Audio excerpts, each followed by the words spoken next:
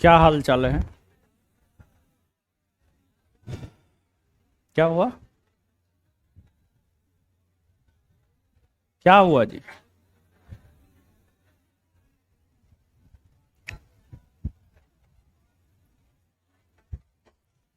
चलिए,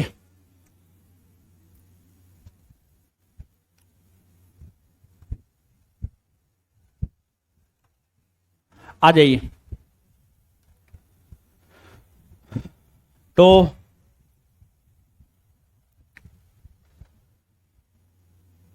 सांप्रदायिक पंचाट और पुनः पैक्ट ये बताए थे।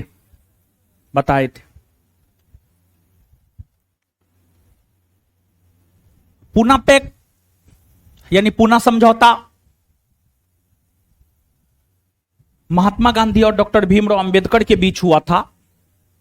इस पुनः पैक्ट के तहत दलितों को दिए जाने वाले पृथक निर्वाचन के अधिकार को खत्म कर दिया गया। अलग अलग प्रांतों के विधानसभाओं में दलितों के सीटों की संख्या में इजाफा कर दिया गया और केंद्रीय विधानमंडल में दलितों को 18% तक आरक्षण दिया गया। यही सब प्रावधान जो है आपको पुनः पैक्ट में हुआ था। इन सभी बातों की चर्चा लास्ट क्लास में हम आपके साथ किए थे। देखिए 1930 ईस्वी के बाद से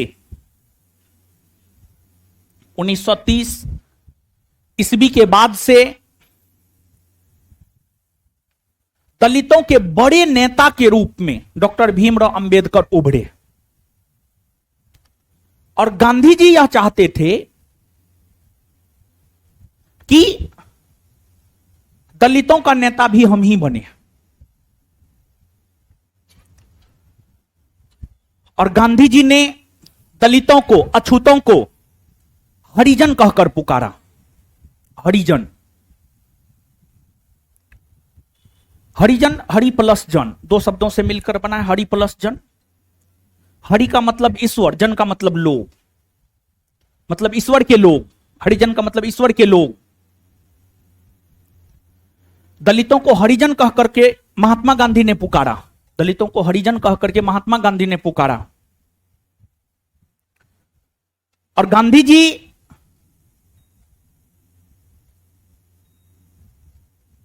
यह बतलाना चाहते थे, यह दिखलाना चाहते थे कि नहीं, दलितों के हितैषी हम भी हैं। और इसीलिए महात्मा गांधी ने सितंबर 1932 में हरिजन सेवक संघ की स्थापना किया। जो हरिजन सेवक संघ है उसकी स्थापना महात्मा गांधी ने 1932 में किया और हरिजन सेवक संघ का अध्यक्ष घनश्याम दास बिरला को बनाया। दलितों को मंदिर में प्रवेश नहीं दिया जाता था। दलितों को मंदिर में प्रवेश दिलाने हेतु महात्मा गांधी 8 जनवरी 1933 को मंदिर प्रवेश दिवस के रूप में मनाया। मंदिर प्रवेश दिवस के रूप में मनाया और दलितों को मंदिर में प्रवेश करने का अधिकार देने की घोषणा महात्मा गांधी ने किया। लेकिन सिर्फ एक दिवस मना लेने मात्र से कुछ नहीं हो जाता है। फिर महात्मा गांधी दलितों के उत्थान के लिए हरिजन यात्रा भी चलाए। हरिजन यात्रा महात्मा गांधी महाराष्ट्र के वर्धा आश्रम से 7 नवंबर 1933 को हरिजन यात्रा शुरू किए और लगभग 9 महीना तक हरिजन यात्रा पर है। और उस 9 महीना के अवधि के दौरान 20,000 किलोमीटर की यात्रा महात्मा गांधी ने किया। पूरे भारतवर्ष का भ्रमण किया और महात्मा गांधी दलितों को जागरूक कर रहे थे। दलितों को उसके अधिकार से अवगत करवा रहे थे। तो देखिए 1930 से पहले गांधी जी को दलित नजर नहीं आ रहे थे, लेकिन 1930 से जब डॉक्टर भीमराव अंबेडकर दलितों के हक और अधिकार की लड़ाई लड़ने लगे, तब महात्मा गांधी को भी अब दलित नजर आने लगा। अब महात्मा गांधी भी दलित के उत्थान के लिए काम करना शुरू कर दिए। यही होता है देखा देखी, देखा देखी इसी को कहा जाता है। लेकिन फिर भी महात्मा गांधी हर संभव यह प्रयास किए दलितों को दिखाने का कि नहीं, दलितों का नेता हम हैं।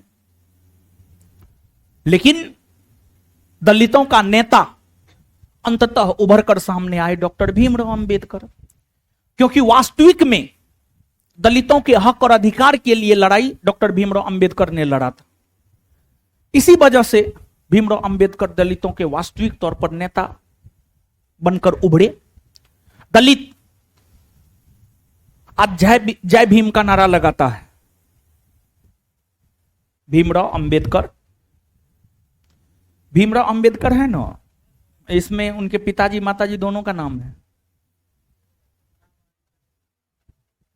हाँ, उनके माता पिता दोनों का नाम है, समझ गए। उनकी माता का नाम था भीमाबाई और पिता का नाम था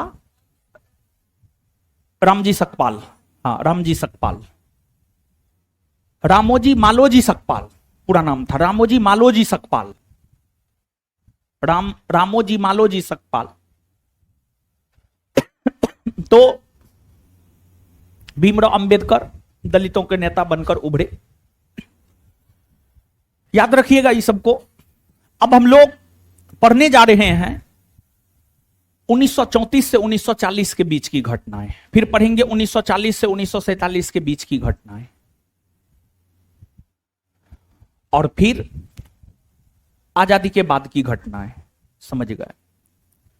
तो बहुत ज्यादा अब आधुनिक में बाकी नहीं है, प्रयास करते हैं खत्म कर देने का दशहरा से पहले। ठीक है, दशहरा छुट्टी से पहले प्रयास करेंगे खत्म कर देने का। यहां पर अगर नोट भी देना पड़ेगा तो नोट दे करके खत्म कर देंगे। दशहरा से पहले जो है खत्म करके आप अपना चल जाइएगा। ठीक है, थोड़ा बहुत, बहुत ज्यादा नहीं। स्वतंत्रता के बाद के भारत का नोट देंगे, आजादी तक देश आजाद करवा देंगे कॉपी में लिखा करके। हाँ, स्वतंत्रता के बाद के भारत का नोट दे देंगे। ठीक है, चलिए आइए। तो एक दो पॉइंट पहले आप लिखिए, फिर आज के टॉपिक की शुरुआत करेंगे। वो सब तो चर्चा किए हैं जो पहले बताए हुए हैं। ठीक है, उसमें से 2-4-5 पॉइंट है जो आपको लिखना है। 2-4-5 पॉइंट को आप लिख लीजिए। फिर आज का टॉपिक जो हम लोगों का है 1934 से 1940 के बीच की घटनाएं, इसको हम लोग पढ़ेंगे।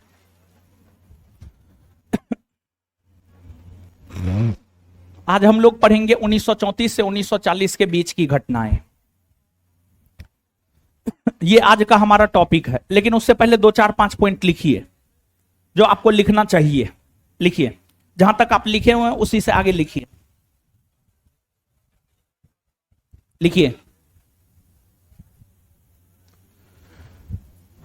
पूना पैक्ट,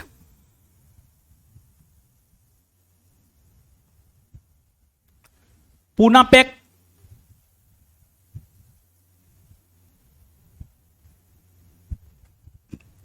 पूना पैक्ट के जरिए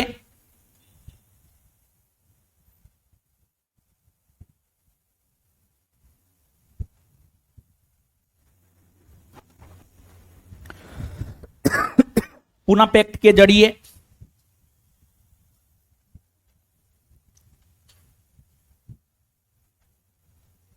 दलितों के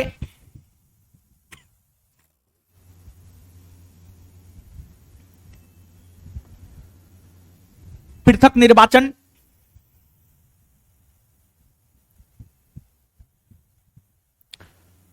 पूना पैक्ट के जरिए दलितों के पृथक निर्वाचन,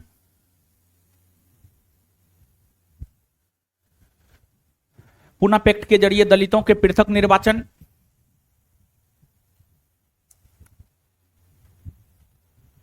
के अधिकार को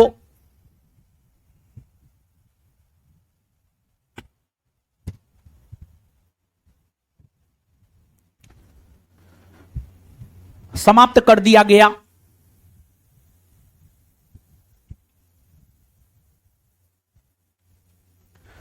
तथा तथा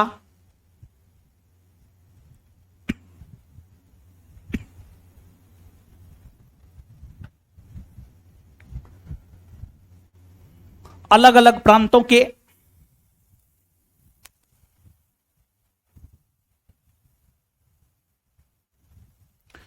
तथा अलग अलग प्रांतों के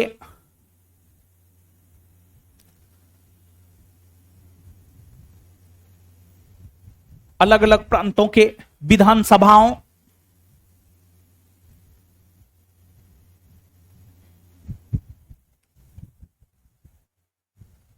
के सीटों में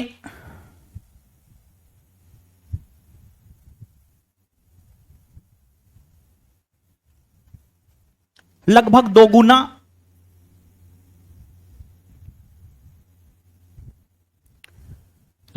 गुना वृद्धि किया गया। लगभग 2 गुना वृद्धि किया गया।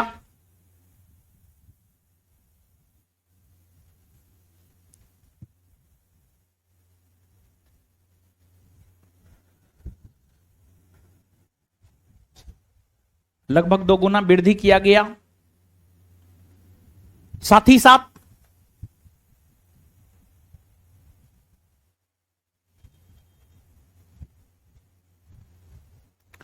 साथ ही साथ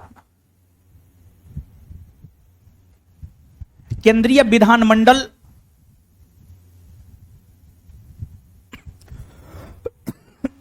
केंद्रीय विधानमंडल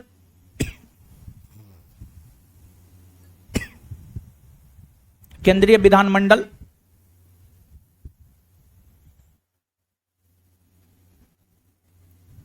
में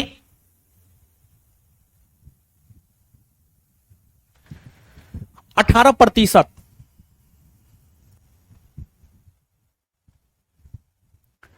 तक आरक्षण 18% तक आरक्षण का प्रावधान किया गया।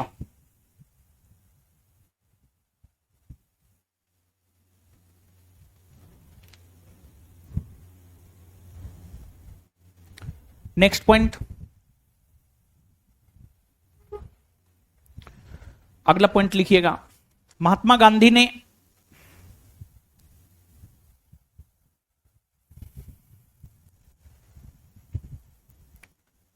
सितंबर 1932 में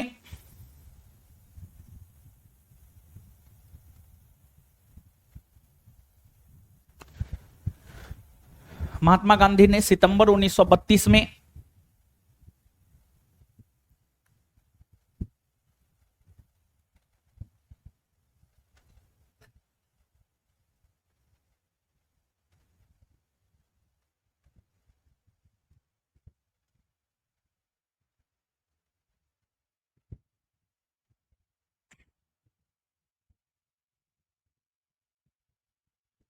हरिजन सेवक संघ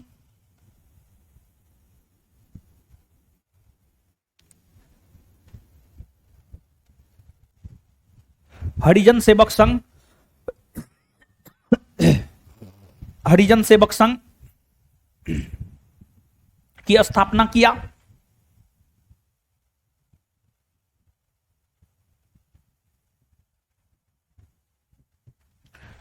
और इस संगठन का प्रथम अध्यक्ष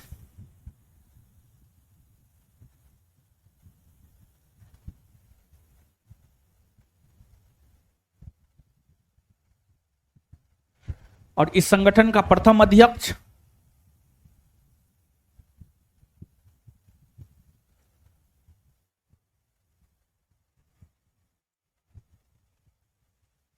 घनश्याम दास बिरला।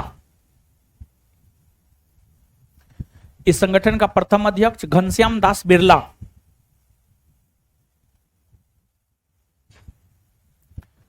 घनश्याम दास बिरला को बनाया।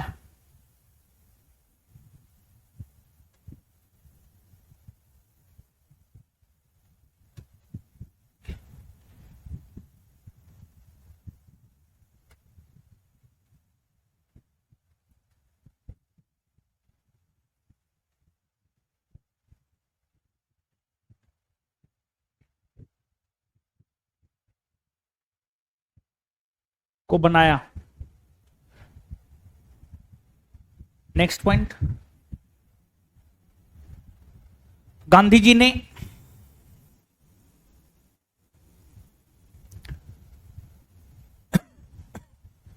जी ने दलितों को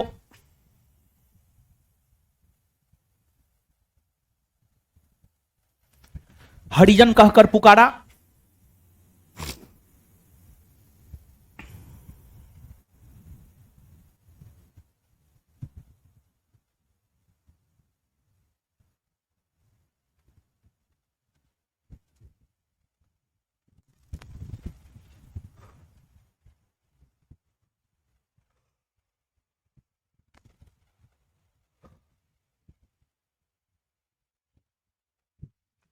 दलितों को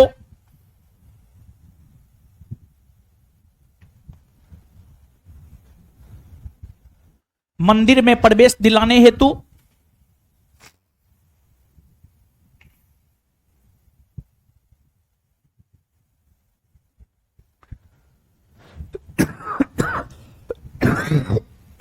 दलितों को मंदिर में प्रवेश दिलाने हेतु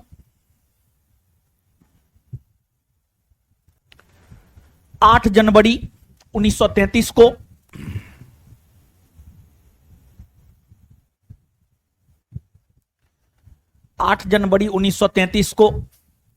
मंदिर प्रवेश दिवस के रूप में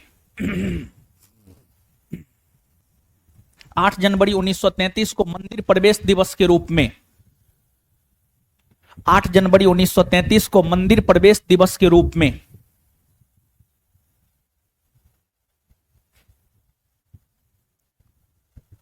मनाया।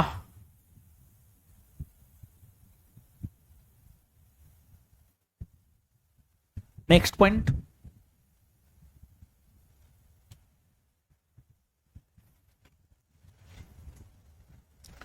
हरिजनों के उत्थान हेतु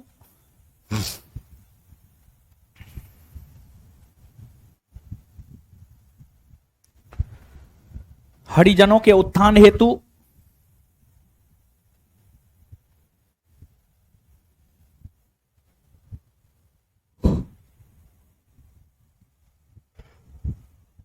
हरिजनों के उत्थान हेतु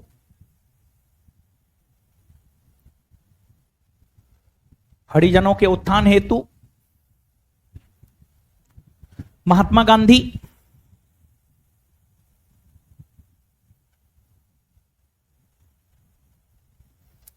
हरिजनों के उत्थान हेतु महात्मा गांधी महाराष्ट्र के वर्धा आश्रम से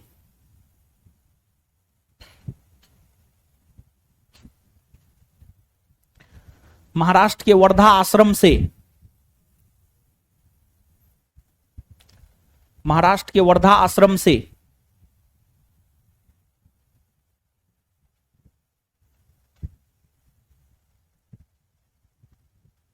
महाराष्ट्र के वर्धा आश्रम से 7 नवंबर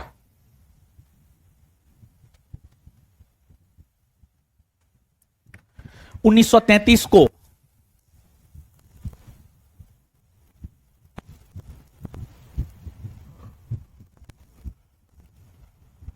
हरिजन यात्रा 7 नवंबर 1933 को हरिजन यात्रा प्रारंभ किया।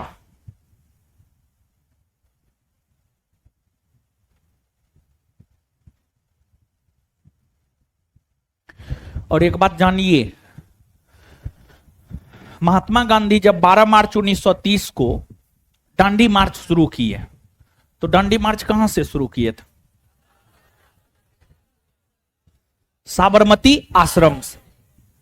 और जब साबरमती आश्रम से महात्मा गांधी अपना पहला कदम बाहर रखे तो क्या कहे थे? यही ना कहे थे कि अब मैं दोबारा इस आश्रम में तब कदम रखूंगा जब मैं देश को आजादी दिला दूंगा। लेकिन सभी ने अवज्ञा आंदोलन के माध्यम से तो देश आजाद हुआ नहीं।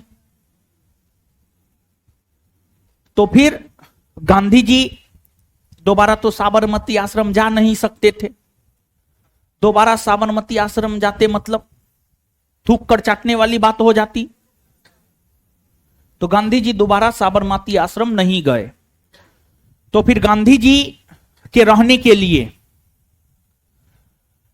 महाराष्ट्र के वर्धा में एक आश्रम बनाया गया जिसे वर्धा आश्रम कहा जाता है। और महाराष्ट्र के वर्धा में आश्रम जमनालाल बजाज ने बनाया। जमनालाल बजाज अपने समय के एक बहुत बड़े उद्योगपति हुआ करते थे।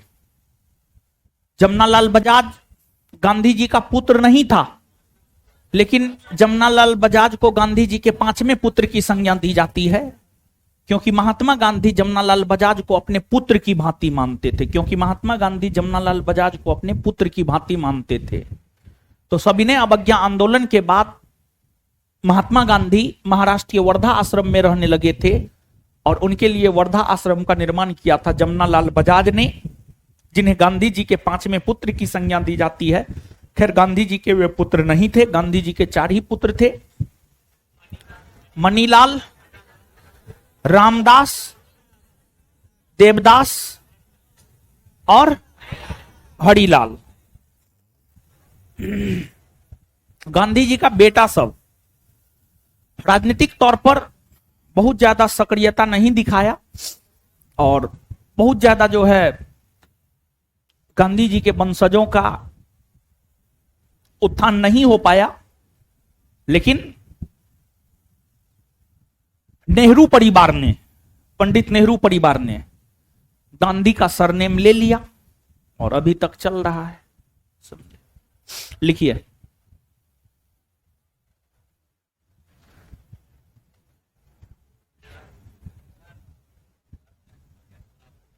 क्या हुआ बाबू, तबीयत खराब हो गया, बुखार है?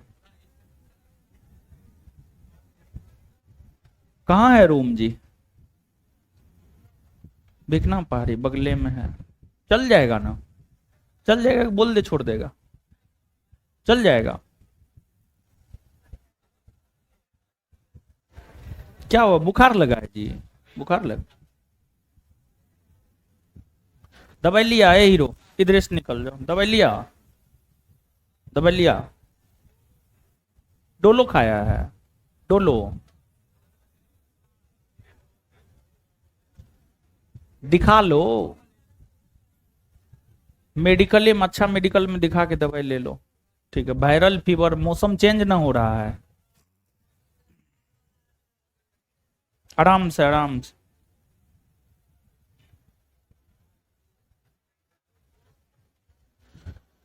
चलिए लिखिए,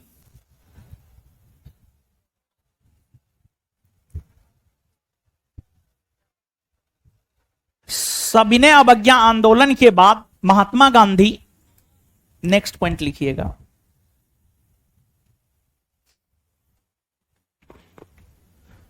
सविनय अवज्ञा आंदोलन के बाद महात्मा गांधी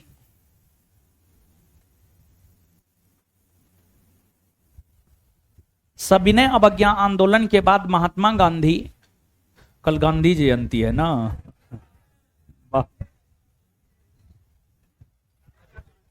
कल राष्ट्रीय छुट्टी है, लेकिन कल क्लास होगा।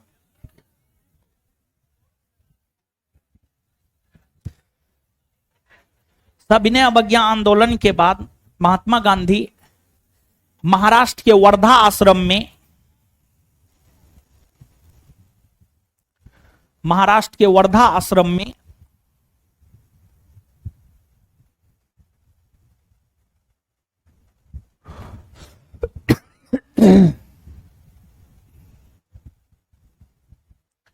महाराष्ट्र के वर्धा आश्रम में रहने लगे थे।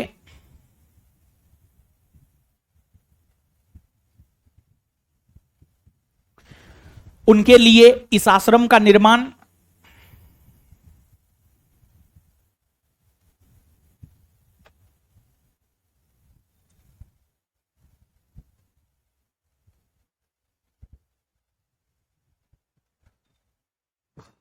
उनके लिए इस आश्रम का निर्माण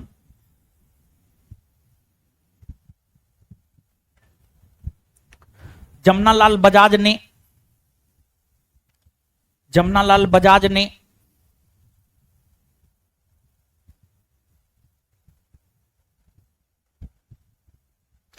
जमनालाल बजाज ने किया था।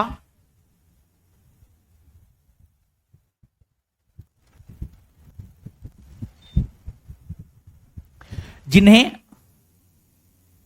जिन्हें गांधी जी के पांचवें पुत्र की संज्ञा दी जाती है।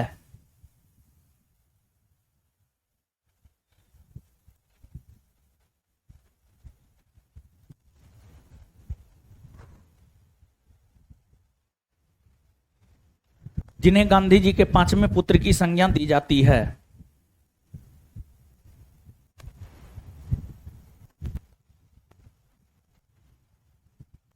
चलिए अब सुनिए, आइए देखते हैं। देखिए आगे हेडिंग मारिए, 1934 से 1940 के बीच की घटनाएं। अब इस बीच में क्या क्या हुआ इसको हम लोग देखेंगे।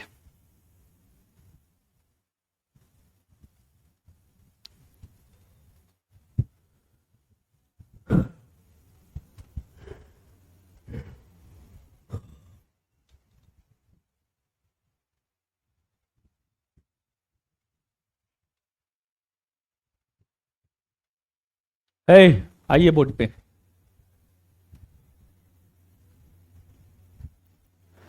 देखिए वर्ष 1934 से 1940 की बात की जाए, इस बीच में बहुत सारी घटनाएं घटित हुई है। इस बीच में कांग्रेस के भीतर समाजवादी विचारधारा को प्रचारित प्रसारित करने को लेकर कांग्रेस समाजवादी पार्टी की स्थापना हुई। इस बीच में 1934 में बिहार में भूकंप आया। बिहार में सबसे भयंकर भूकंप 1934 में ही आया है। इस बीच में अखिल भारतीय किसान सभा की स्थापना की गई। इस बीच में 1935 का भारत शासन अधिनियम आया। इस बीच में पहली बार प्रांतों में विधानसभा के चुनाव हुए, राज्यों में विधानसभा के चुनाव हुए। जैसे केंद्र में लोकसभा का चुनाव होता है वैसे ही राज्य में विधानसभा का चुनाव होता है, वैसे ही राज्य में विधानसभा का चुनाव होता है, राज्य में विधानसभा का चुनाव होता है। तो कई सारी घटनाएं, अनेकों घटनाएं 1934 से 1940 के बीच में घटित हुई है। 1934 से 1940 के बीच में जो अनेकों घटनाएं घटित हुई हैं उसमें पहला है 1934 में कांग्रेस समाजवादी पार्टी की स्थापना होना। देखिए समाजवाद एक विचारधारा है और समाजवाद एक विचारधारा है जिसमें लोगों के बीच में जो असमानता है, अमीरी गरीबी,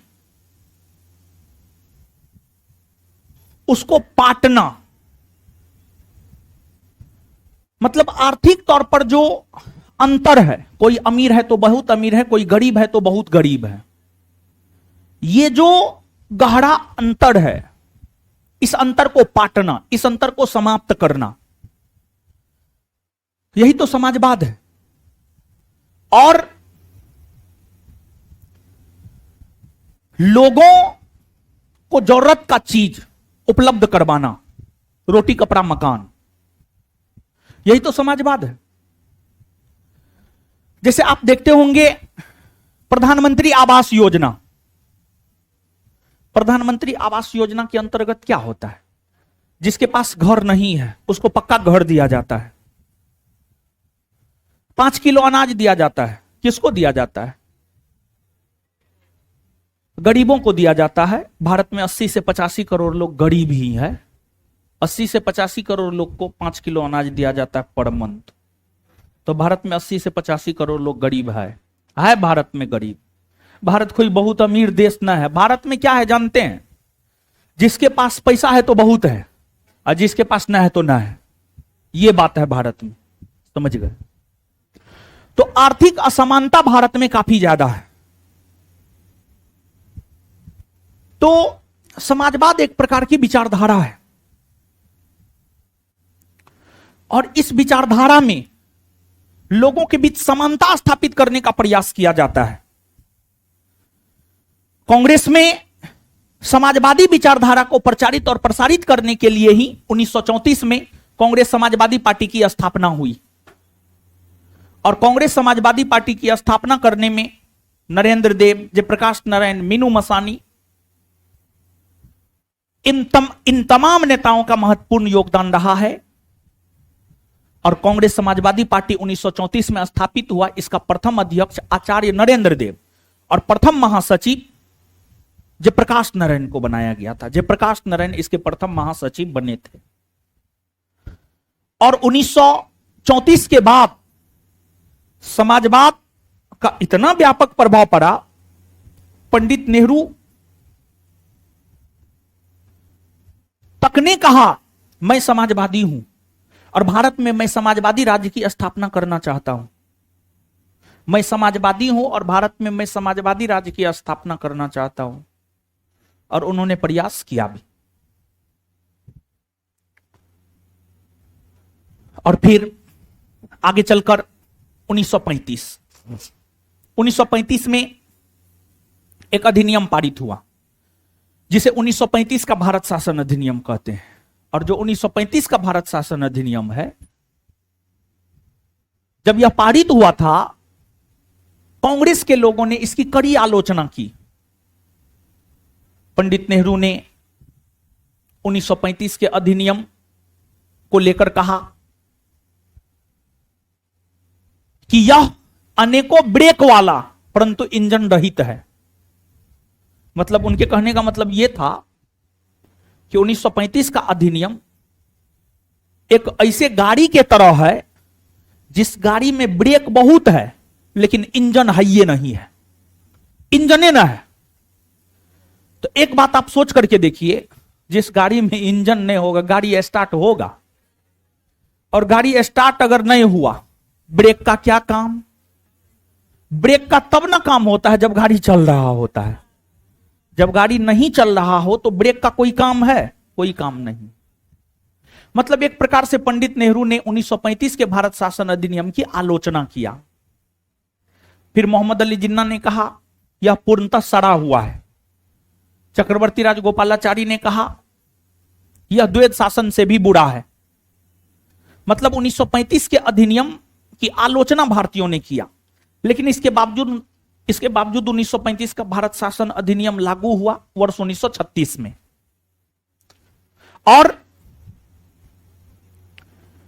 1935 का जो भारत शासन अधिनियम पारित हुआ था, उस अधिनियम में कई सारे प्रावधान किए गए थे। उस अधिनियम में एक प्रावधान यह भी था, प्रांतों में विधानसभा के चुनाव होंगे। मतलब राज्यों में विधानसभा के चुनाव होंगे। जैसे आज बिहार राज्य है, बिहार राज्य में विधानसभा के चुनाव होंगे। और प्रांतों में पहली बार विधानसभा के चुनाव 1937 में हुए। 1937 1937 1937 में प्रांतों में विधानसभा के चुनाव पहली बार हुए।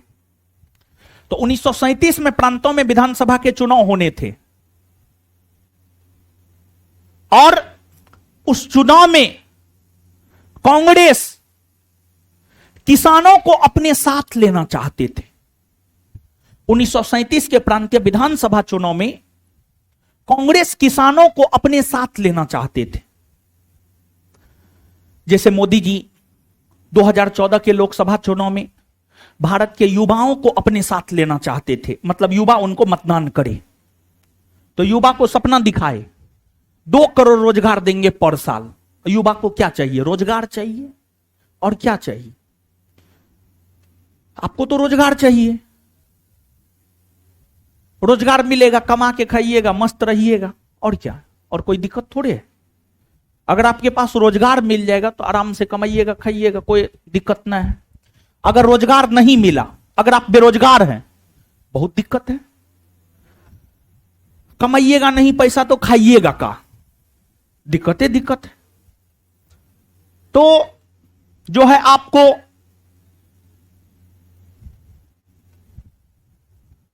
जैसे मोदी जी युवाओं को अपने साथ लेना चाहते थे, इसी वजह से रोजगार का सपना दिखाए, भले दिए नहीं दिए वो अलग चीज है। वैसे ही कांग्रेस 1937 के प्रांतीय विधानसभा चुनाव में किसानों को अपने साथ लेना चाहते थे। इसी वजह से 1916 में अखिल भारतीय किसान सभा की स्थापना हुई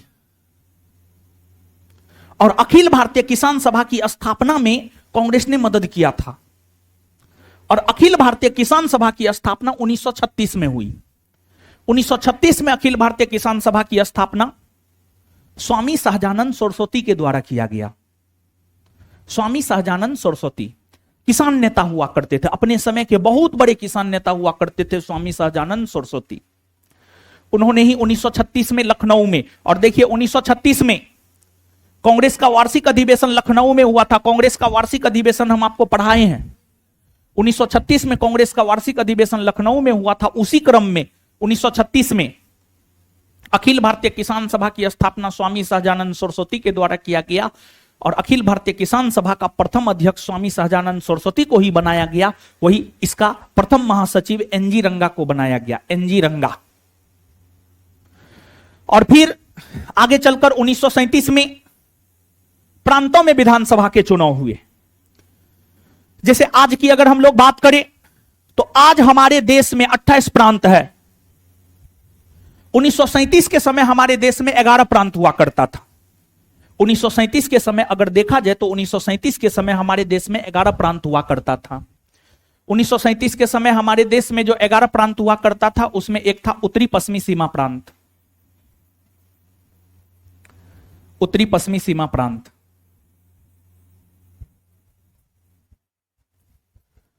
दूसरा था सिंध, तीसरा था पंजाब, पंजाब।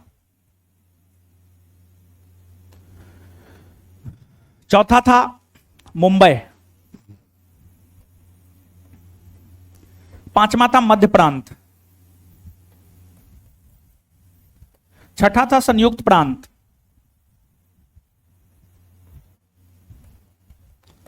सातवां था बिहार,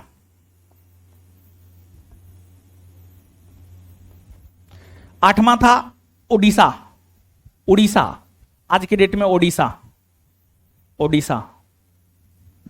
नौवां था बंगाल,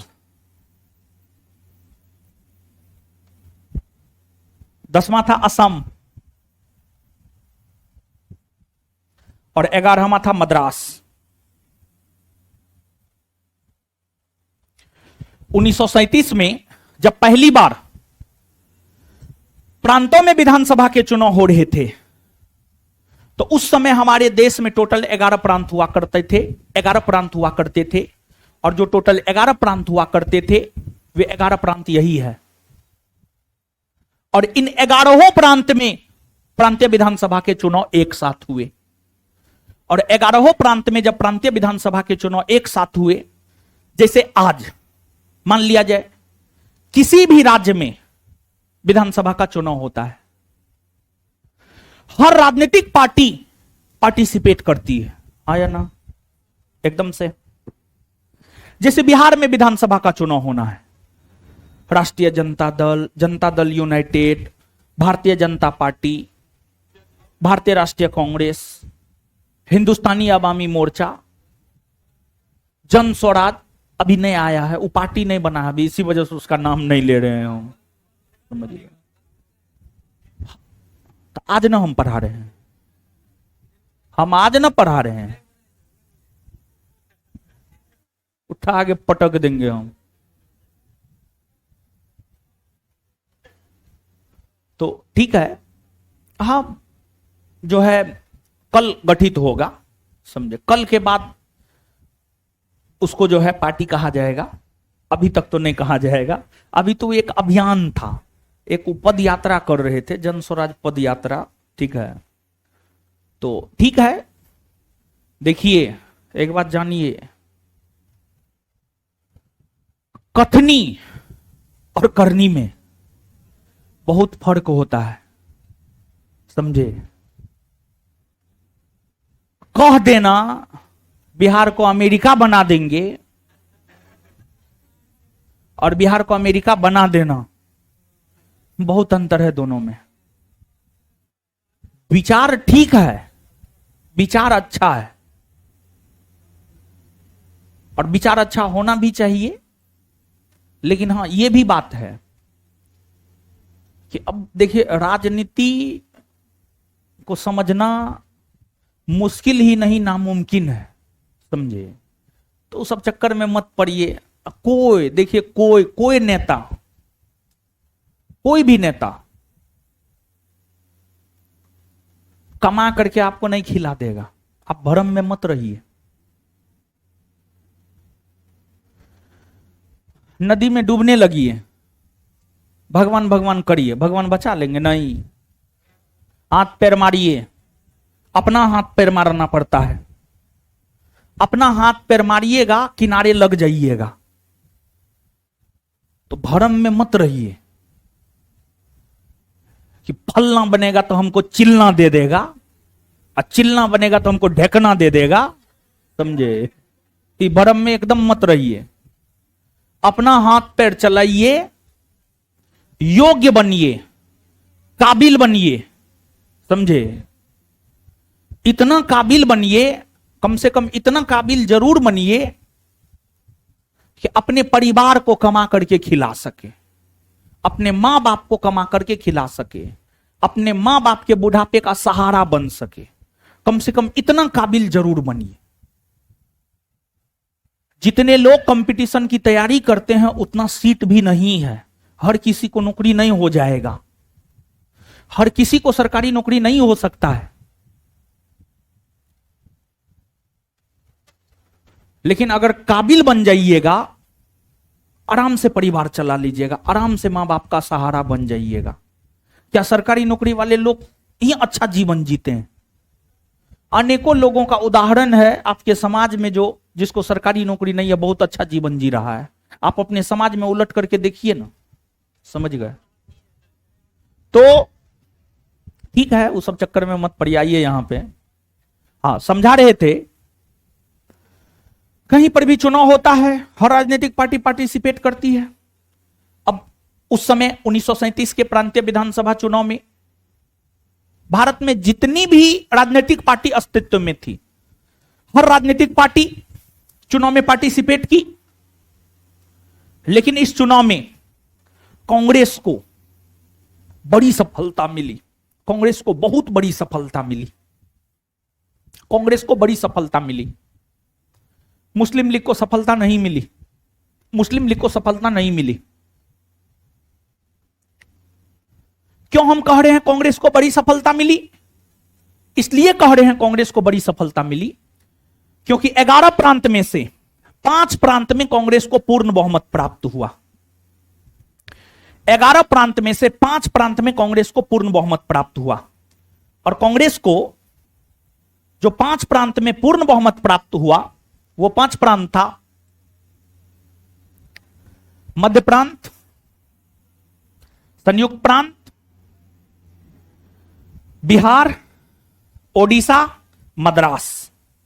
मद्रास, जहां पर टिक मारे हैं सही का। ये 5 ऐसे प्रांत हैं जहां पर कांग्रेस को पूर्ण बहुमत मिली। और 3 प्रांत में कांग्रेस सबसे बड़ी पार्टी बनकर उभरी।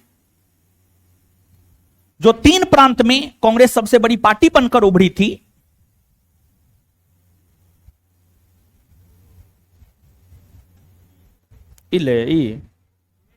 वो 3 प्रांत था मुंबई, उत्तरी पश्चिमी सीमा प्रांत असम। ये 3 प्रांत में कांग्रेस सबसे बड़ी पार्टी बनकर उभरी। लेकिन कांग्रेस ने सरकार का गठन 8 प्रांतों में किया। 5 प्रांत जहां पर पूर्ण बहुमत मिला वहां पर सरकार का गठन किया, मतलब मध्य प्रांत, संयुक्त प्रांत, बिहार, ओडिशा, मद्रास में सरकार का गठन किया। और साथ ही साथ 3 प्रांत जहां पर कांग्रेस सबसे बड़ी पार्टी बनकर उभरी थी, उत्तरी पश्चिमी सीमा प्रांत, मुंबई और असम, यहां पर भी कांग्रेस ने सरकार का गठन किया। तो 5 प्रांत में कांग्रेस सबसे बड़ी पार्टी, 5 प्रांत में कांग्रेस को पूर्ण बहुमत मिला, 3 प्रांत में कांग्रेस सबसे बड़ी पार्टी बनकर उभरी, 5 3 8, 8वें प्रांत में कांग्रेस ने सरकार का गठन किया। मतलब 11 प्रांत में से 8 प्रांत में कांग्रेस सरकार का गठन कर लिया। मात्र 3 प्रांत में कांग्रेस सरकार का गठन नहीं कर पाया था, और जो मात्र 3 प्रांत में कांग्रेस सरकार का गठन नहीं कर पाया था, सिंध, पंजाब, बंगाल। बंगाल में, पंजाब में और सिंध में, ये 3 प्रांत में कांग्रेस सरकार का गठन नहीं कर पाया। सिंध में मिलीजुली सरकार थी, सिंध में खिचड़ी था, सब सरकार में शामिल था। सिंध में जैसे खिचड़ी बनाते हैं, जैसे हम लोग बनाते हैं दाल भात चोखा, दाल भात सब्जी, दाल अलग बनाते हैं, चावल अलग बनाते हैं, सब्जी अलग बनाते हैं, ठीक है। लेकिन अगर खिचड़ी बनाना है, एक ही कुकर में चावल डालिए, दाल डालिए, आलू काट के डाल दीजिए, गोभी वोभी जो है 10 गो 12 गो सब्जी जितना है सब डाल दीजिए, थोड़ा तेल भी डाल दीजिए, थोड़ा मसाला उसाला डाल दीजिए, पानी दे करके सीटी लगा दीजिए, समझे। हाँ, नमक भी डाल दीजिएगा, बिना नमक का तो कुछ होबे नहीं करेगा। खाना कितना सुंदर बन जाए लेकिन उसमें नमक ना हो तो कोई महत्व ना है, नमक भी डाल दीजिएगा। तो देखिए, तो समझिएगा आप, यहां पे मिलीजुली सरकार था, यहां खिचड़ी था। फिर पंजाब और बंगाल में,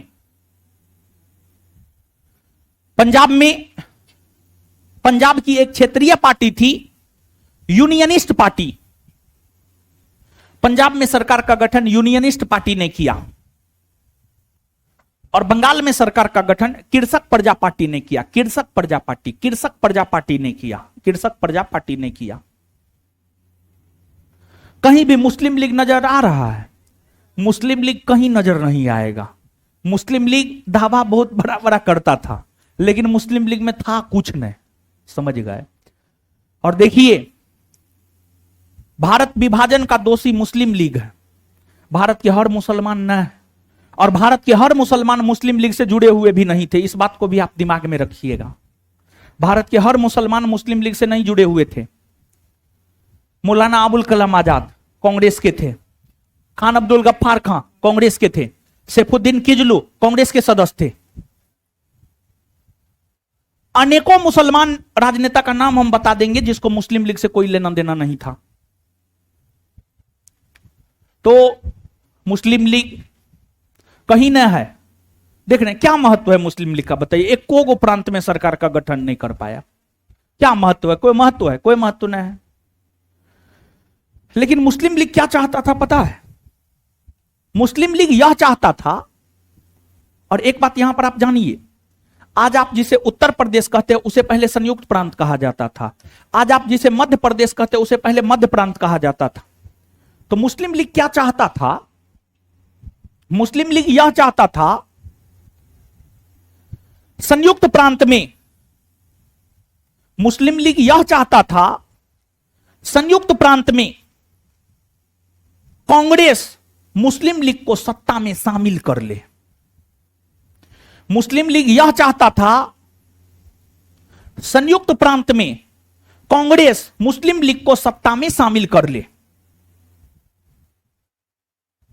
लेकिन संयुक्त प्रांत में कांग्रेस को पूर्ण बहुमत मिला था, तो कांग्रेस ने संयुक्त प्रांत में मुस्लिम लीग को सत्ता में शामिल करने से मना कर दिया। इसी घटना पर मौलाना अबुल कलाम आजाद ने अपनी पुस्तक इंडिया विंस फ्रीडम में लिखा है। मौलाना अबुल कलाम आजाद जो कि कांग्रेसी थे। मौलाना अबुल कलाम आजाद जो कि स्वतंत्र भारत के प्रथम शिक्षा मंत्री बने हैं। मौलाना अबुल कलाम आजाद स्वतंत्र भारत के प्रथम शिक्षा मंत्री बने हैं। जब पाकिस्तान बना तो वो पाकिस्तान नहीं गए थे, वे भारत में रहे थे। तो मौलाना अबुल कलाम आजाद अपनी रचना इंडिया विंस फ्रीडम में लिखे हैं, मुसलमान मूर्ख था जो उन्होंने हिंदुओं से सुरक्षा की मांग की, और हिंदू उससे भी मूर्ख निकला कि सुरक्षा देने से मना कर दिया। मुसलमान मूर्ख था जो उन्होंने हिंदुओं से सुरक्षा की मांग की, और हिंदू उससे भी मूर्ख निकला कि सुरक्षा देने से मना कर दिया। यहां पर मुसलमान शब्द का प्रयोग मुस्लिम लीग के लिए और हिंदू शब्द का प्रयोग कांग्रेस के लिए हुआ था। मतलब मुस्लिम लीग यह मांग किया कि संयुक्त प्रांत में कांग्रेस हमें सत्ता में शामिल कर ले। लेकिन कांग्रेस ने मना कर दिया। उसी पर जो है इस प्रकार का बयान मौलाना अबुल कलाम आजाद के द्वारा दिया गया था। और एक बात जानिए, जैसे आज प्रांतों में विधानसभा के चुनाव होते हैं, जैसे 2025 में बिहार में विधानसभा के चुनाव होने हैं। बिहार में जब 2025 में विधानसभा के चुनाव होंगे तो उस चुनाव में जिस भी पार्टी को बहुमत मिलेगा वो अपना एक नेता चुनेगा और उस नेता को राज्यपाल मुख्यमंत्री के तौर पर नियुक्त करेगा। तो विधानसभा के जब चुनाव होते हैं तो मुख्यमंत्री की नियुक्ति होती है। विधानसभा के चुनाव में बहुमत प्राप्त दल के नेता को मुख्यमंत्री के तौर पर नियुक्त राज्यपाल करते हैं। लेकिन राज्यों के मुख्यमंत्री को उस समय प्रधानमंत्री कहा जाता था। आज जैसे राज्य में मुख्यमंत्री होता है ना, उस समय राज्यों के मुख्यमंत्री को कहा जाता था प्रधानमंत्री। उस समय राज्यों के मुख्यमंत्री को क्या कहा जाता था? प्रधानमंत्री। क्या कहा जाता था? प्रधानमंत्री। समझे? तो अब यहां तक सबसे पहले लिखिए। लेकिन एक बात सुनिए, एक सूचना है, ठीक है? देखिए क्या सूचना है, समझिए। देखिए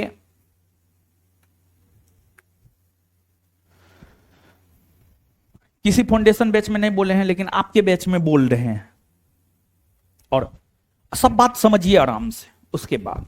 और आपके बैच में बोलने के पीछे भी रीजन है। देखिए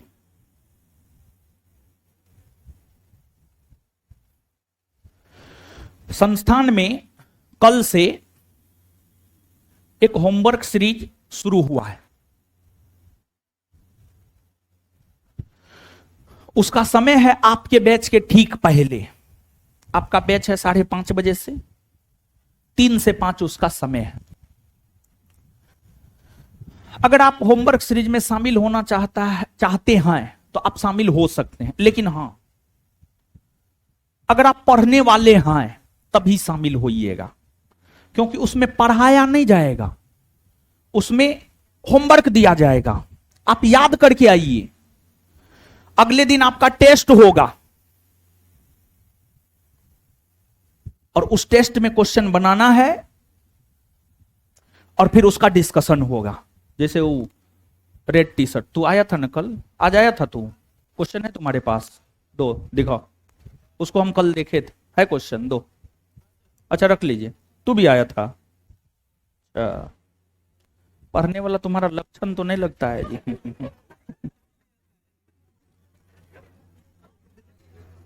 चलिए,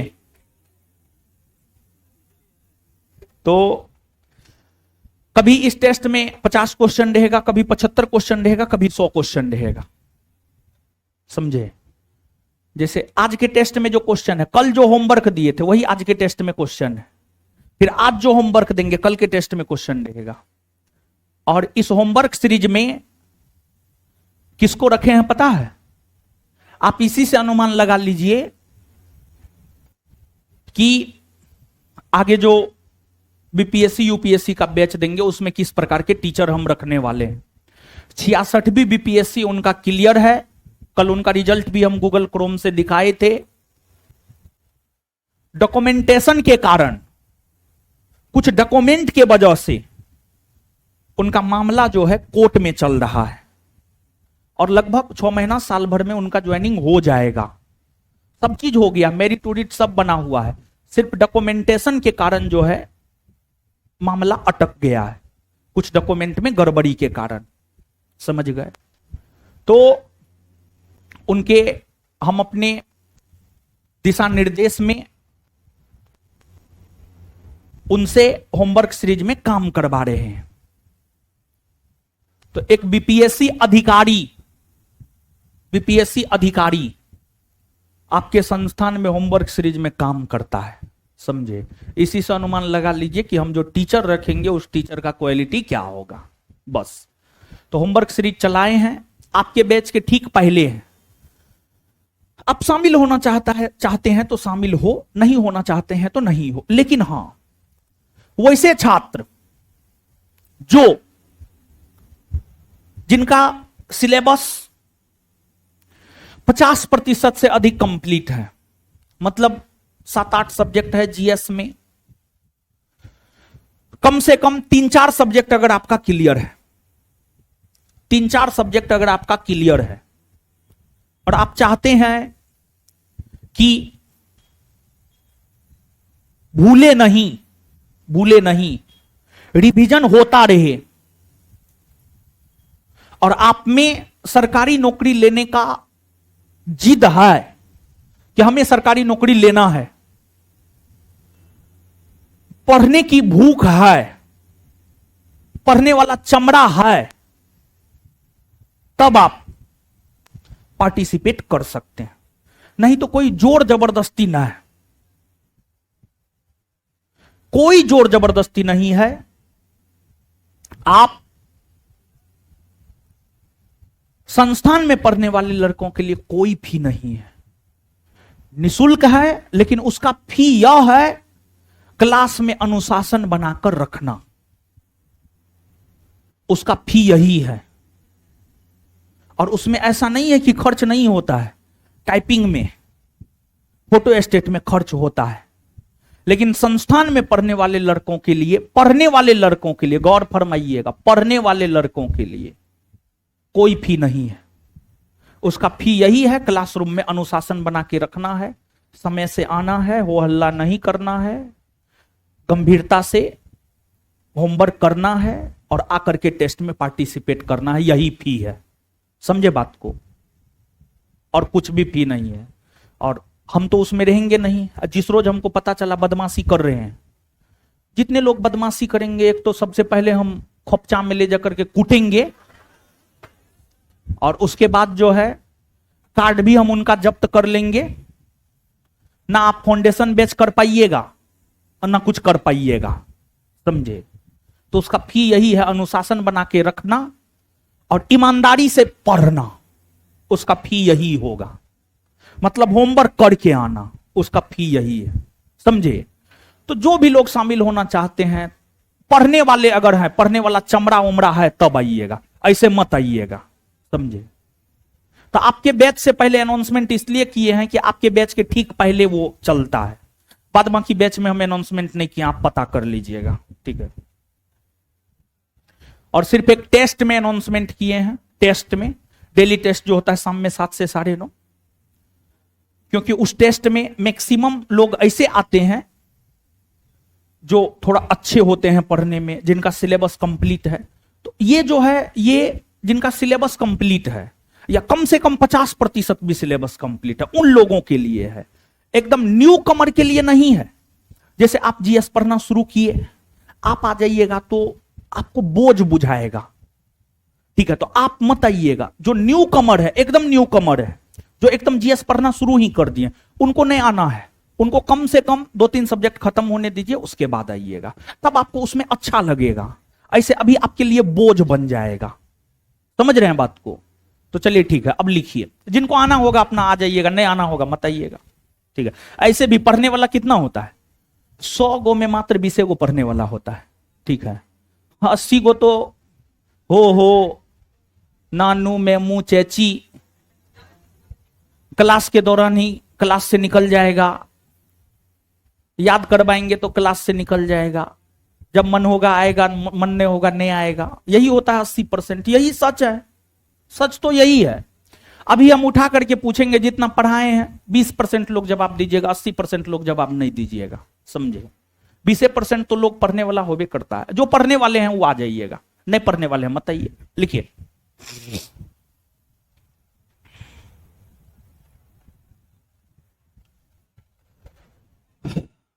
लिखिएगा। 1934 में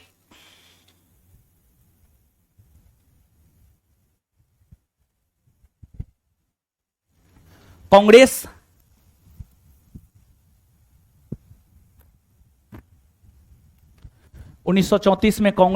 समाजवादी,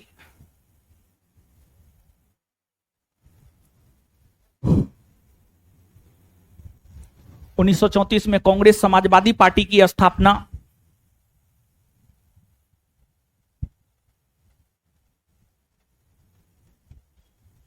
1934 मुंबई में हुई, मुंबई में हुई।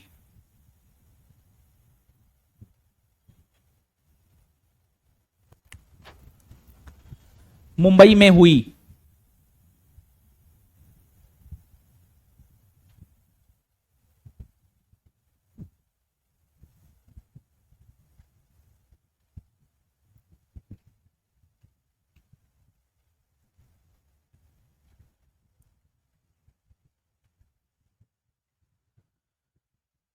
इसके संस्थापक सदस्यों में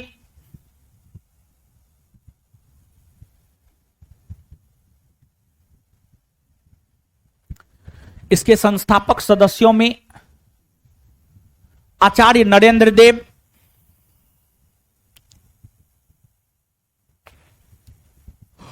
आचार्य नरेंद्र देव कोमा जयप्रकाश नारायण, जयप्रकाश नारायण कोमा मीनू मसानी,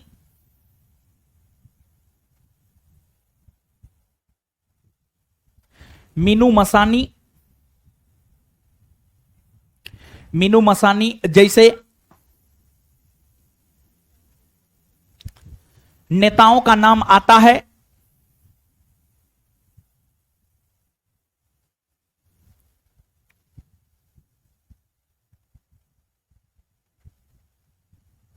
इस संगठन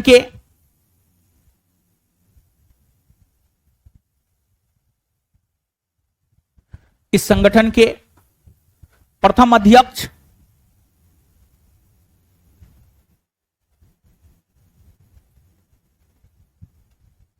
आचार्य नरेंद्र देव,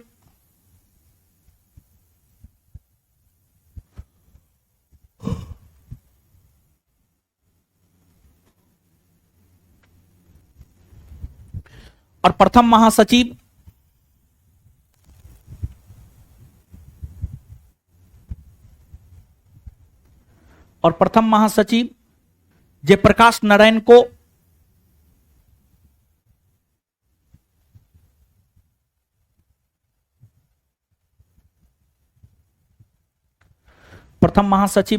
नारायण को बनाया गया था।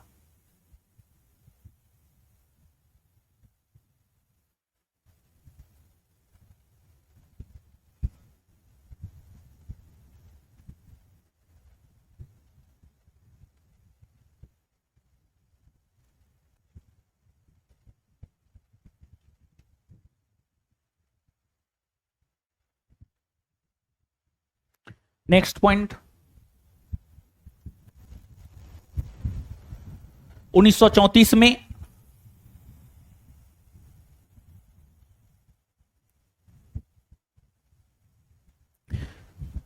बिहार में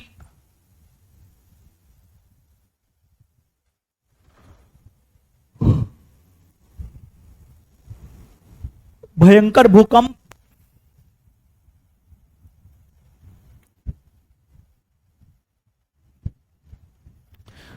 भूकंप आया था।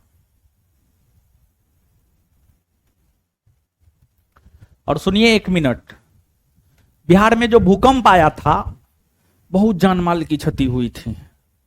और भूकंप के बाद महात्मा गांधी बिहार के यात्रा पर आए थे। महात्मा गांधी ट्रेन से दानापुर आए थे और दानापुर में उनका स्वागत राजेंद्र प्रसाद ने किया। फिर वे बिहार का भ्रमण किए और बिहार भ्रमण के क्रम में ही महात्मा गांधी मुंगेर जिला के घोरघट गांव पहुंचे। मुंगेर जिला के घोरघट गांव पहुंचे और मुंगेर जिला का जो घोरघट गांव था लाठी के लिए प्रसिद्ध था। लाठी समझ रहे हैं? लाठी जो चरवाहा सब रखता है, भैंस चराने वाला, गाय चराने वाला जानवर न है, बिना लाठी का मानेगा, उसको लाठी से डराया जाता है, समझे? तो मुंगेर जिला लाठी के लिए प्रसिद्ध था। मुंगेर जिला का घोड़घट गांव, सॉरी, मुंगेर जिला का घोड़घट गांव लाठी के लिए प्रसिद्ध था। और वहां से लाठी अंग्रेजी पुलिस को भेजा जाता था। मतलब सबसे पहले लाठी जो है कच्चा बांस से बनता है। लाठी जो है बांस को काट के बनाया जाता है। उसको पहले आग में सुखाया जाता था, सॉरी धूप में सुखाया जाता था, धूप में सुखाया जाता था। फिर उसमें तेल लगाया जाता था और फिर उसको आग में पकाया जाता था। आप इससे अनुमान लगा सकते कितना मजबूत लाठी होता होगा। और वो लाठी ब्रिटिश प्रशासन के पुलिस के पास होता था और उसी लाठी से आंदोलन करने वालों की कुटाई ब्रिटिश पुलिस किया करती थी। महात्मा गांधी मुंगेर के घोड़घट गांव जब गए तो वहां के लोगों ने गांधी जी को सम्मान के तौर पर या उपहार के तौर पर लाठी दिया। प्रथम दृश्या गांधी जी ने लाठी लेने से मना कर दिया, कहा ना हम ना लेंगे आपका लाठी, क्योंकि इस गांव से अंग्रेज पुलिस के पास जो लाठी जाता है उसी लाठी से तो आंदोलनकारियों को पीटा जाता है। हम आपका लाठी ना लेंगे, लेकिन हां अगर आप हमसे यह वादा करेंगे कि आप अंग्रेजों को लाठी नहीं बेचेंगे तब हम आपका लाठी लेंगे। मतलब गांधी जी इमोशनली लोगों का ब्लैकमेल कर रहे थे। और हम भारतवासी बड़ी इमोशनल होते हैं, समझ गए। तो गांधी जी ने कहा कि आप अगर अंग्रेजों को लाठी नहीं दीजिएगा तब हम लेंगे, नहीं तो नहीं लेंगे। वहां के लोगों ने कहा ठीक है, अगर आप यह चाहते हैं नहीं देंगे हम। और फिर वहां के लोगों ने अंग्रेजों को लाठी देना बंद कर दिया। और फिर महात्मा गांधी लाठी लिए और महात्मा गांधी जो लाठी पे दिखते हैं मुंगेर के घोड़घट गांव का ही लाठी है वो, समझे। तो लिखिए,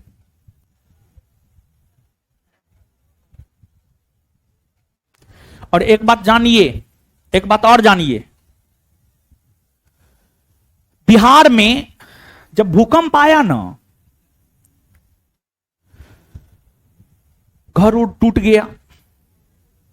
पहले आज ना लोगों के पास छत का घर होता है, पहले लोगों के पास होता था मिट्टी का घर, मिट्टी ऊपर में खपड़ा या ऊपर में जो है घास फूस होता था, समझे। तो जैसे आज हम लोग अपने घर को सुंदर बनाने के लिए जो है संगमरमर सब लगाते हैं, टाइल्स विल्स लगाते हैं ना, अच्छे अच्छे डिजाइन वाला टाइल्स हम लोग लगाते हैं अपने अपने घर में।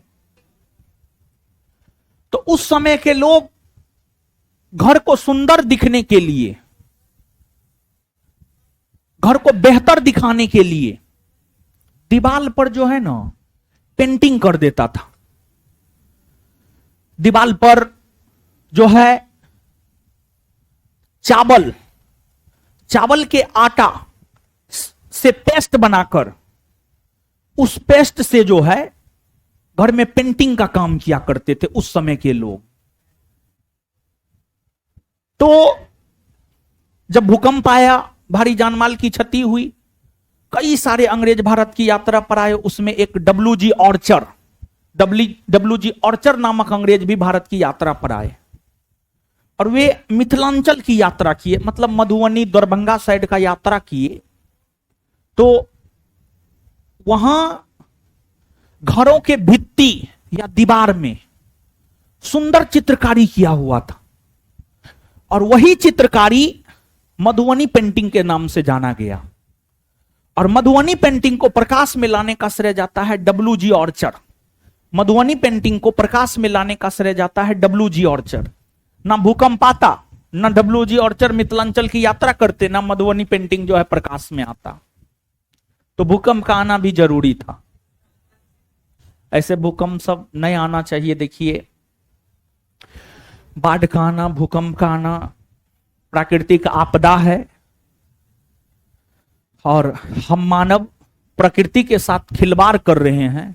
तो प्रकृति हमारे साथ खिलवाड़ नहीं करेगा, एकदम करेगा, एकदम करेगा। और एक बात जानिए, हमको ऐसा लगता है कि कल की अवतार जो हो हमको नहीं मतलब है,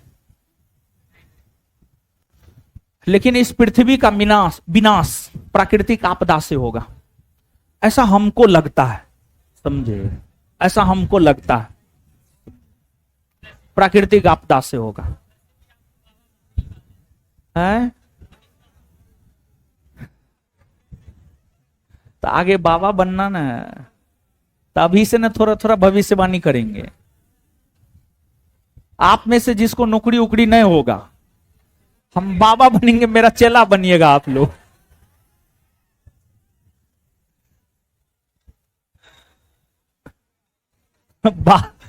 बाबा का कोई कमी ना है अब देश में।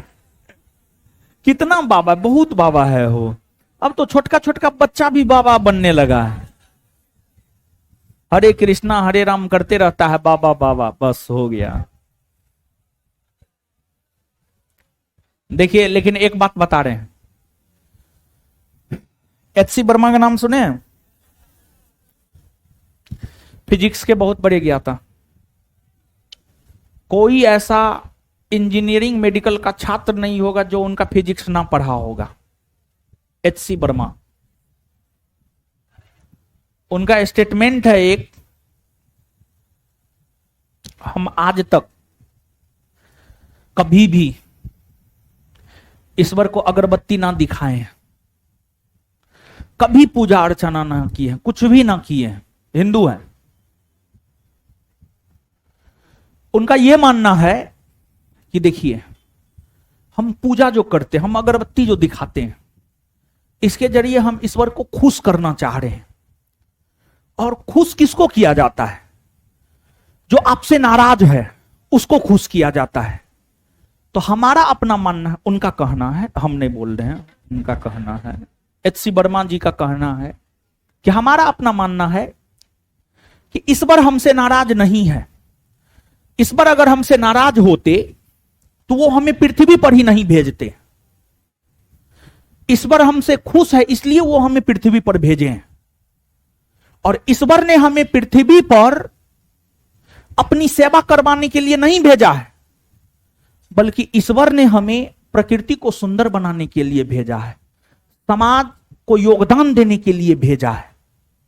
तो हमारा मानना है कि हम प्रकृति को सुंदर बनाने के लिए काम करेंगे, हम समाज को बेहतर बनाने के लिए काम करेंगे।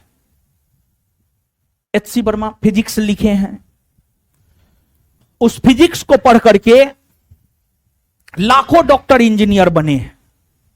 इससे बेहतर और क्या हो सकता है? और कुछ हो सकता है? तो एक प्रकार समाज में उनका बहुत बड़ा योगदान है।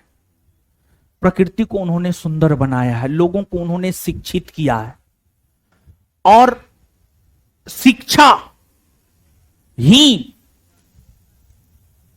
एक आम इंसान को खास इंसान बना सकता है। समझे?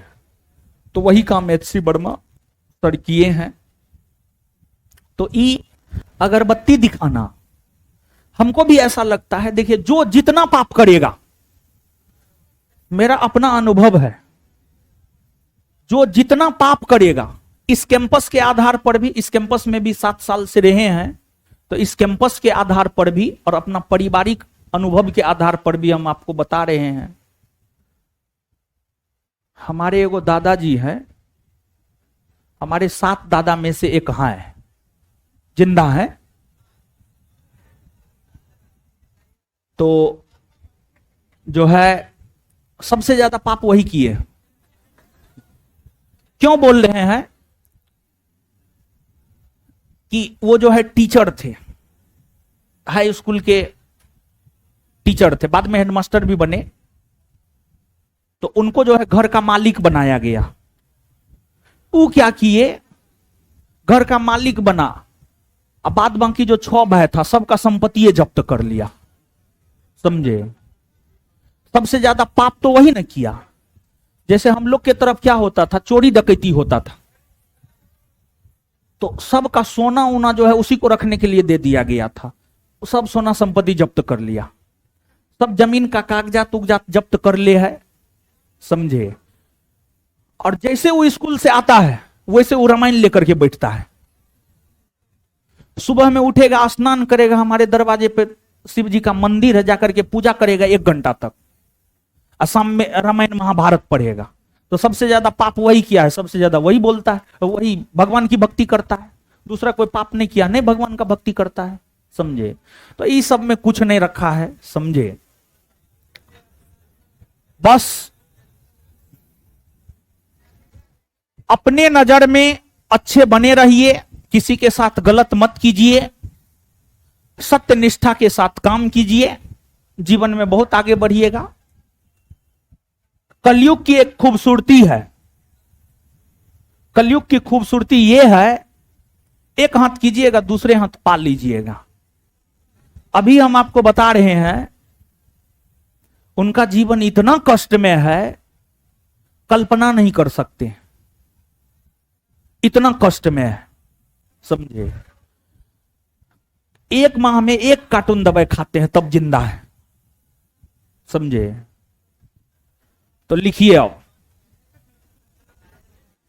पाप मत कीजिए, कुछ नहीं होगा। अच्छे आदमी हंसते खेलते भगवान को प्यारे हो जाते हैं। खराब आदमी जो है उसको इतना कष्ट होता है जीवन के अंतिम समय में, वो अपने से कुछ नहीं कर पाएगा, हाथ गोर कुछ नहीं उसका काम करेगा। समझे, अगर देखिए समाज में कोई वैसा है तो समझ जाइए जवानी में बहुत पाप किया है।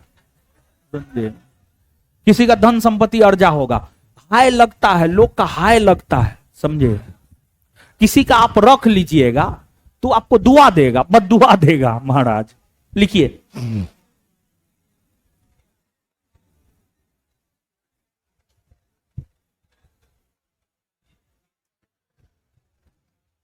आया भूकंप, आया उसी में, हाँ आया था, हाँ ठीक है आया था। भूकंप के बाद, भूकंप के बाद महात्मा गांधी ने, भूकंप के बाद महात्मा गांधी ने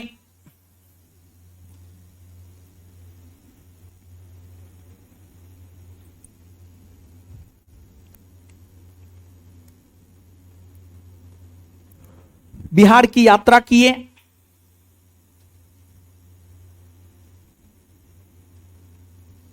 भूकंप के बाद महात्मा गांधी ने बिहार का यात्रा किया।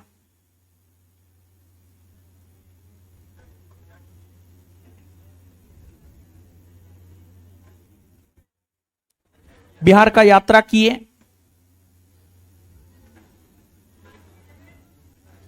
बिहार का यात्रा किए, यात्रा किए। इस यात्रा के दौरान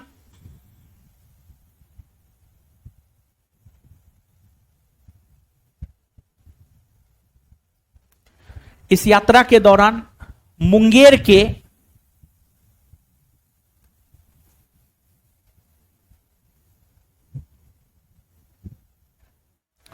घोड़घट गांव,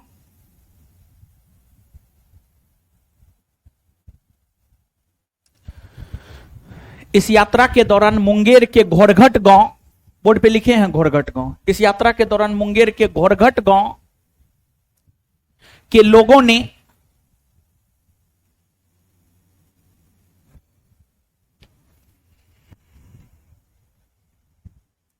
गांधी जी को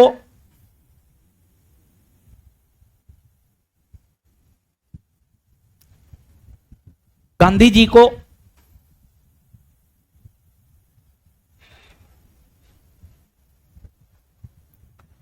गांधी जी को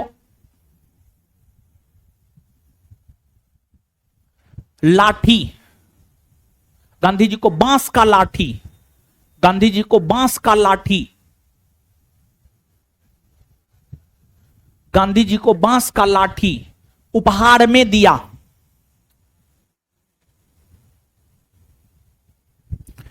गांधी जी को बांस का लाठी उपहार में दिया, जिसे गांधी जी, जिसे गांधी जी, जिसे गांधी जी जीवन पर्यंत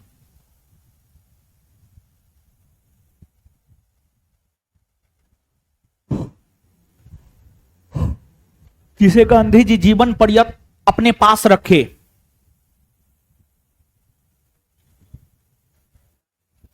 जिसे गांधी जी जीवन पर्यंत अपने पास रखे, मतलब जब तक जिंदा रहे तब तक अपने पास रखे, जीवन पर्यंत अपने पास रखे। नेक्स्ट पॉइंट, भूकंप के बाद ही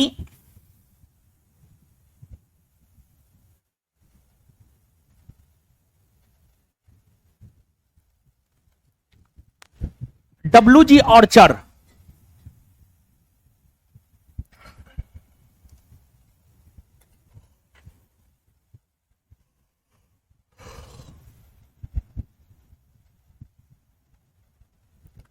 भूकंप के बाद ही डब्ल्यू.जी. ऑर्चर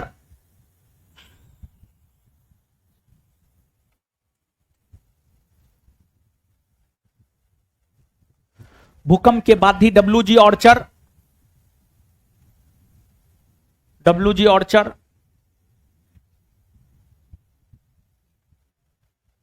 नामक अंग्रेज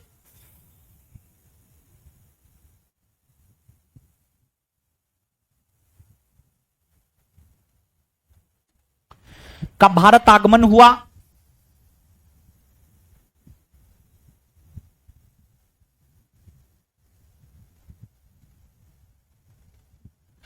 इन्होंने ही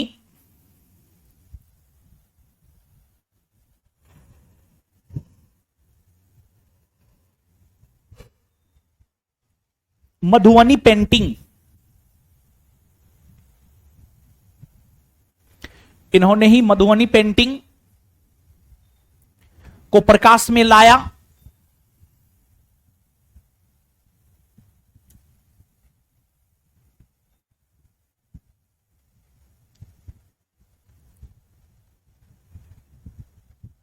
मधुबनी पेंटिंग में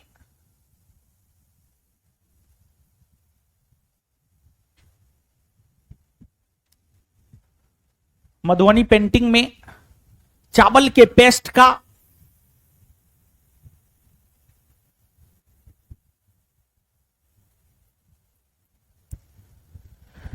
मधुबनी पेंटिंग में चावल के पेस्ट का प्रयोग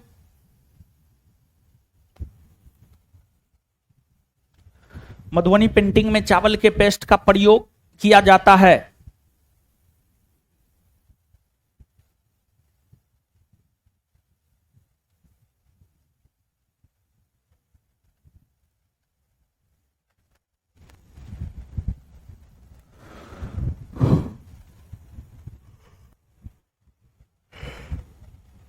नेक्स्ट पॉइंट,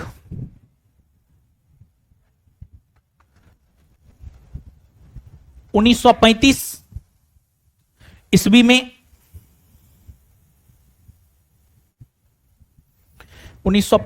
ईस्वी में 25 लिखा है जी, क्या लिखा है? 1935 ईस्वी में भारत शासन अधिनियम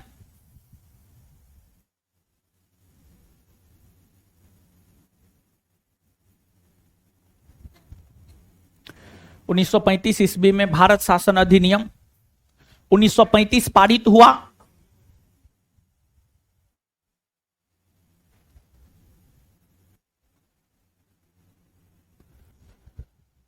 जिसमें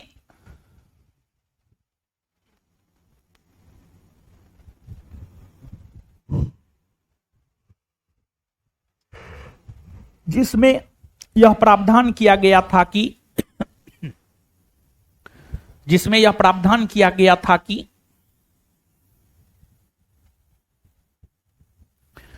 जिसमें यह प्रावधान किया गया था कि 1937 में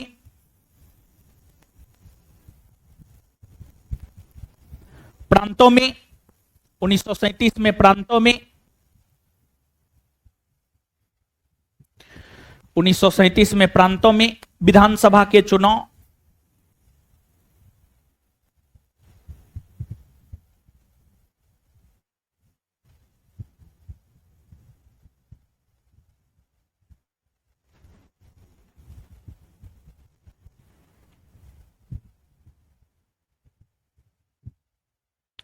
करवाए जाएंगे।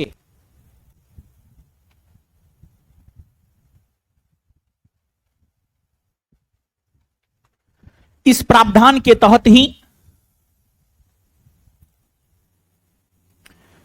इस प्रावधान के तहत ही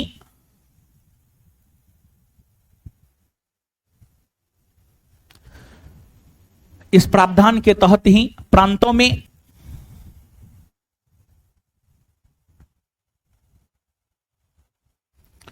इस प्रावधान के तहत ही प्रांतों में पहली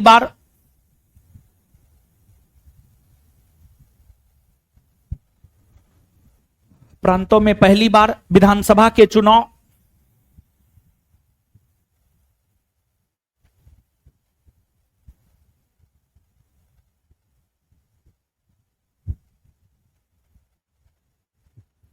उन्नीस सौ 1937 ईस्वी में हुए।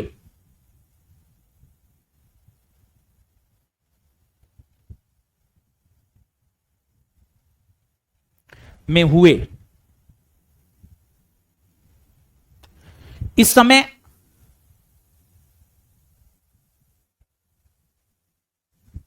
भारत में 11 ब्रिटिश प्रांत हुआ करता था।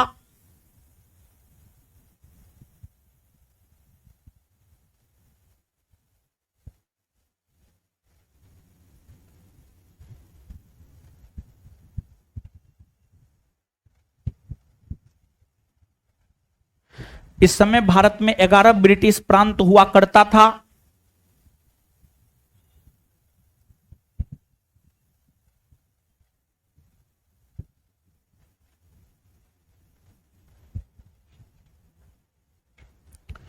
ग्यारह प्रांतों में से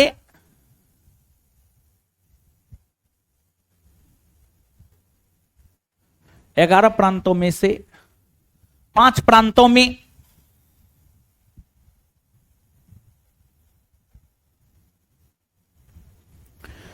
प्रांतों में कांग्रेस को पूर्ण बहुमत मिला।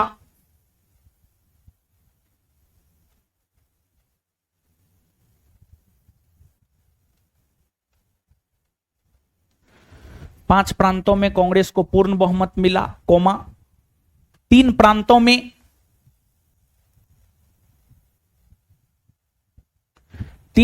में कांग्रेस सबसे बड़ी पार्टी बनकर उभरी।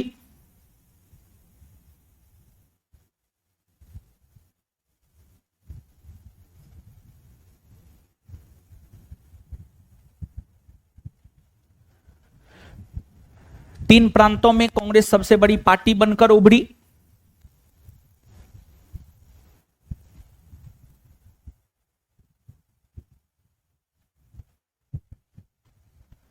Full stop. कांग्रेस ने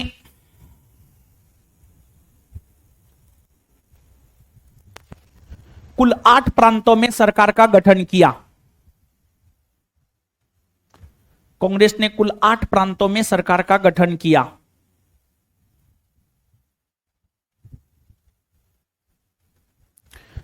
कांग्रेस ने कुल 8 प्रांतों में सरकार का गठन किया। चलिए, हो गया, इतना ही रहने दीजिए, इससे आगे मिलेंगे अगले क्लास में, ठीक है। याद करवाएं, जाना शुरू कर दिए हैं। देखिए उधर कितनों बोल देंगे, ठीक है, क्या कहा जाए सब। जाइए, नहीं याद करवाएंगे, जाइए है लड़की लोग, निकलिए, अगले क्लास में याद करवा देंगे। जाइए, अब जाइए रहे हैं तो जाइए, हम क्या करें। एकदम माने के लिए भी धरफर, जाने के लिए भी धरफर, सब चीज के लिए धरफर।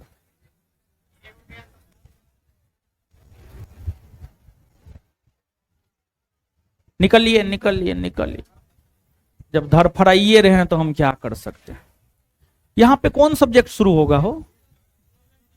ज्योग्राफी, ज्योग्राफी ना, नोट देकर पढ़ाएंगे अब, नोट ना ना पढ़ाएंगे नोट देकर, जल्दी खत्म होगा, आप लोग समझिए ना, जल्दी खत्म होगा। याद होगा ना, कैसे ना होगा, याद होगा।